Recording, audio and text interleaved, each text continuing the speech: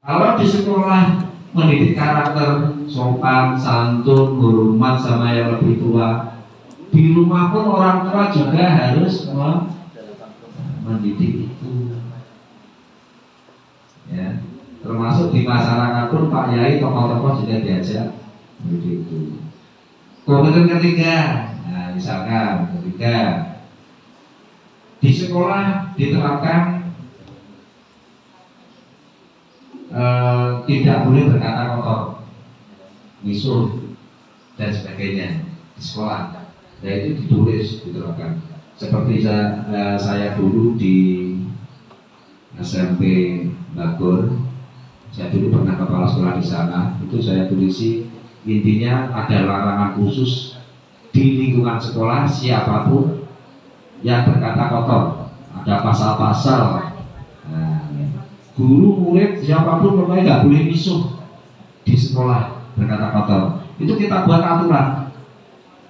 Kalau aturan kita tegakkan, saat ketemu dengan orang tua, mohon bantuan pada orang tua untuk bareng-bareng menerangkan di rumah tuh sampai mak-mak, bapak dan lain berkata kotor di depan anak. Dan masyarakat Pak Yai juga diajak seperti itu, sehingga pendidikan harmoni antara sekolah, orang tua dan masyarakat. Itu harus tiga-tiganya jalan Bapak Ibu. Tidak bisa kalau hanya satu sekolah saja kewajibannya sekolah, itu tidak bisa. Harus jalan ke semuanya. Ini sangat nyambung dengan pendidikan pada IKM, Guru Merdeka di Penggerak. Mungkin masalah penggerak, saya salah satu pelaku dulu Bapak Ibu. Saya dulu juga kepala sekolah penggerak bareng Pak Jun ya saya. Angkatan pertama ya, angkatan pertama bareng sama Pak Jun. Saya di SMP, Pak Jun ini di SD.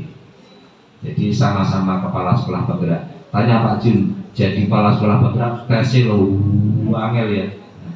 Tesnya lo angel. Dari beberapa yang lolos itu SMP itu ya dari 36 yang lolos hanya 7 negerinya, swastanya 1, hanya 8. Sanganju hanya 8, Jawa Timur hanya 8 kabupaten saat itu. Dari 38 kabupaten, salah satunya Nganjuk, itu hanya 8 kabupaten yang lolos. Tesnya ya wangil saat itu. Sama dengan tes guru penggerak tadi ya. Ada tes TPS, bakat skolastik, ada tes AQU, wawancara, mengajar, wis pokoknya komplit. Ya. Sehingga Bapak Ibu, kenapa sampai sedetail itu tesnya? Karena ingin memilih betul-betul tenaga pendidik dan guru yang betul-betul berkualitas sebagai penggerak. Yang nanti harapannya bisa menggerakkan internal sekolah sampai bisa berimbas menggerakkan ke luar sekolah, harapannya gitu. Sehingga saat tes saya masih ingat ada tes TPS, tes bakat skolastik, tes AQU gitu ya. Itu X kuadrat plus Y plus seperti itu. Itu numerik. Jadi bukan matematika tapi numerik. Padahal saya dulu bukan guru matematika saat di SMP. Saya dulu 20 tahun mengajar. Jika saya juga ikut pernah merasakan rasanya jadi guru kayak apa, tahu ngerasane, kasih hamba tahu ngerasane. Gimana Januari, Februari, Maret itu sertifikasi belum cair, itu ngerasane, pernah ngerasane ya. Gimana tanggal 15 ke atas, tanggal 20 ke atas, tanggal tua rasanya tahu ngerasane kodoh. Jadi saya pernah merasakan apa yang jenengan rasakan. Sekarang apa beda? Sekarang bangga sini.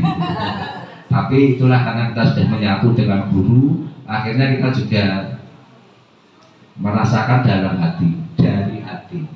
Karena setiap malam pun saya tidur dengan guru, jika saya ngerasa nih. Iya, istri saya guru, ya kan? Istri saya seorang guru juga, sehingga saya tiap malam tidur dengan guru. Rasanya guru seperti apa, keluh kesahnya itu saya ikut merasakan ya. Dan saya juga 20 tahun lebih sebagai guru. Sehingga Bapak Ibu, untuk mendidik anak karakter itu sudah dicontohkan oleh sekolah penggerak, nanti oleh IKN nanti akan harus dikuatkan dan diwajibkan untuk Nganjuk ini adalah merdeka, mandiri, berubah. Kembali ke karakter dulu Bapak Ibu. Kembali ke karakter. Mendidik anak dengan karakter, mendidik dari hati. Sehingga Bapak Ibu ini sudah mantap semua jadi guru nggih?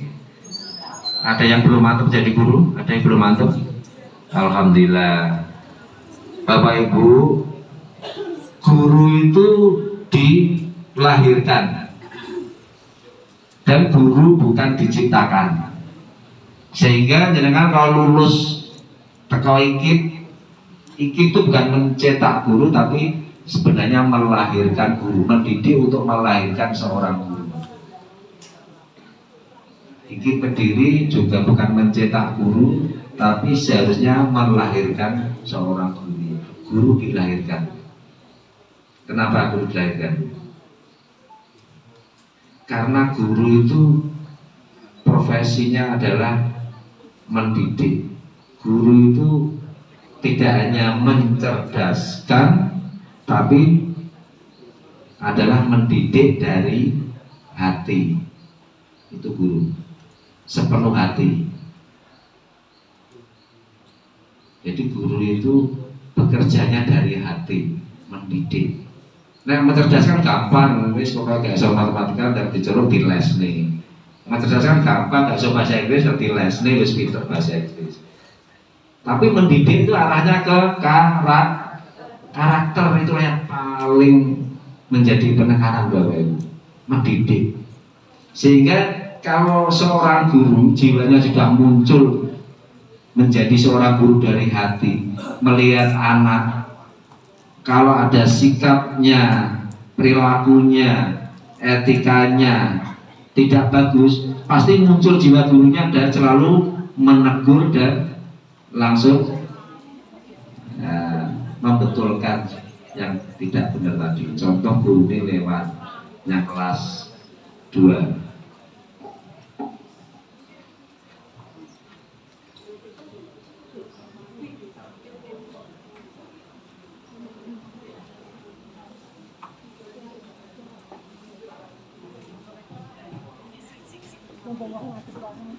Gini saya lanjut, Bapak Ibu. Guru kalau sudah muncul dari hati, ya, itu melihat anak duduk di meja, pas lewat, jamnya kosong duduk di meja, ada yang berdiri di kursi. Masa gurunya lebih menengahi? Pasti menegur ya, pasti menegur. Kenapa kok harus menegur? Itulah guru sudah muncul dari hati sebagai seorang pendidik. Ya. Terus ada seorang siswa nukari kancane, apa guru harus menengahi? Nah, atau misu kancane apa menengahi? Pasti menegur. Itu adalah jiwa pendidiknya sudah muncul. Itulah guru bekerja dari hati, ya kan? Sehingga Bapak Ibu sebenarnya mendidik itu lebih sulit daripada mengajar. Karena hasil dari mengajar bisa kita lihat beberapa bulan. Kita iso moco, akhirnya iso moco. Itu hasil mengajar bisa dilihat. Paling setahun iso moco, awalnya gak iso moco gitu. Itu mengajar. Tapi hasil mendidik itu nggak bisa dilihat seketika. Mungkin prosesnya adalah lama dan itu tertanam dalam pribadi anak. Itulah nanti IKN arahnya ke sana. IKN. Contoh Bapak Ibu cara mendidik karakter. Anak nggak usah diomeli banyak-banyak, Bapak Ibu. Tapi anak itu diteladani, dicontoni. Contohnya pas anak saya dulu itu masih umur 3 tahun, 4 tahun. Kalau sholat Jumat itu Jumatan saya ajak. Saya ajak Jumatan sekali, 2 kali saya ajak pasti.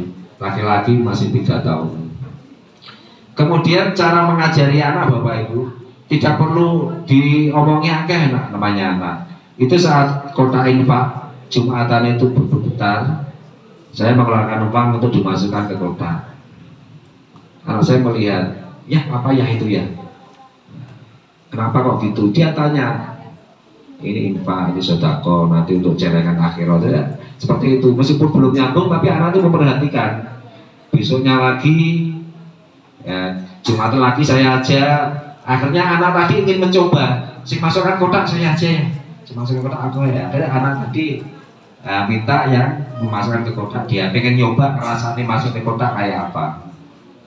Nah, lama-lama menjadi sebuah pembiasaan dan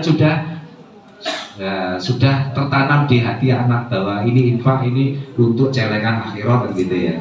Kemudian saat anak saya masuk SD, sudah berani berangkat Jumatan sendiri SD.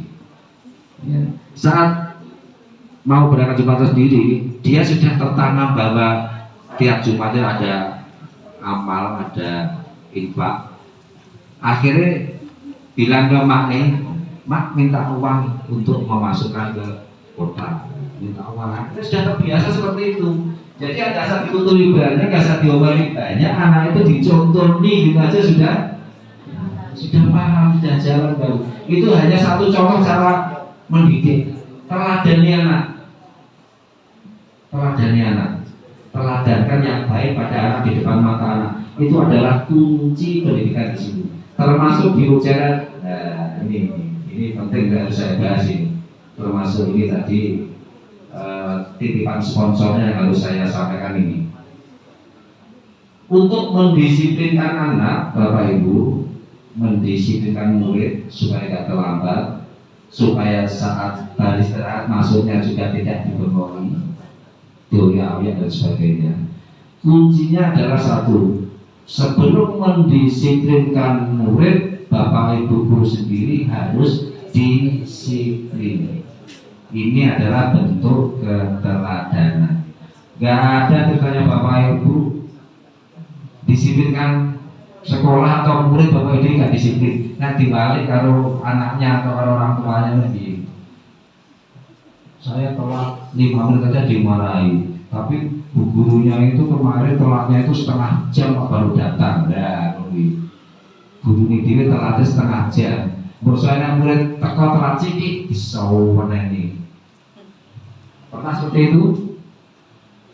Tidak. Masyarakat ada nggak dulu? Nggak ada ya?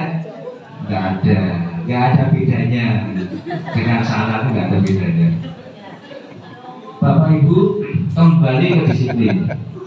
Bapak Ibu untuk mendisiplinkan anak harus wajib mendisiplinkan dirinya sendiri. Bapak Ibu kepala sekolah supaya guru-gurunya disiplin, Bapak Ibu kepala sekolah juga wajib mendisiplinkan dirinya sendiri. Ya, memberi contoh yang bagus kepala sekolahnya. Nah, kepala sekolahnya serta gurunya kudu isi nek sampai telat. Kepala sekolah jam itu kurang seperempat di tempat.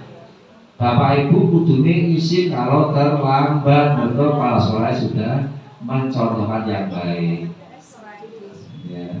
Tapi kalau gurunya terlambat, ya jangan berharap muridnya juga tidak terlambat. Jadi ini sebuah sistem Bapak Ibu, sebuah sistem. Dan ini Bapak Ibu dilaksanakan dengan pembiasaan. Makanya kuncinya Bapak Ibu ya sebagai seorang guru, pantang ojo meri karo kiwa tengene. Nek kepala sekolah sedikit lumayan atur atau telat ya dimaklumi, ojo meri karo kepala sekolah. Nek enek kancane sing omahe rada adoh telat itu meri ojo meri karo kakake. Tapi mulailah dari hati, dari diri sendiri. Mulailah dari sekarang. Mulailah dari hal yang kecil-kecil. Kayak datang awal itu hal yang sepele kayaknya. Mulai hal yang kecil-kecil dulu.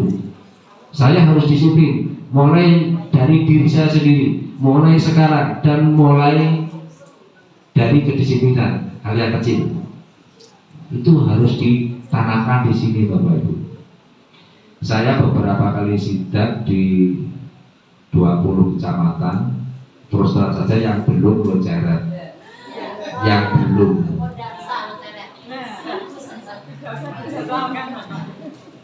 Cuma kemarin di Pace sudah, di Pace itu saat saya datang di Banaran, Pak yang lurus saya sekolah Banaran ini ke sana. Di sana itu saat saya datang, alhamdulillah bagus, muridnya komplit, gurunya lengkap.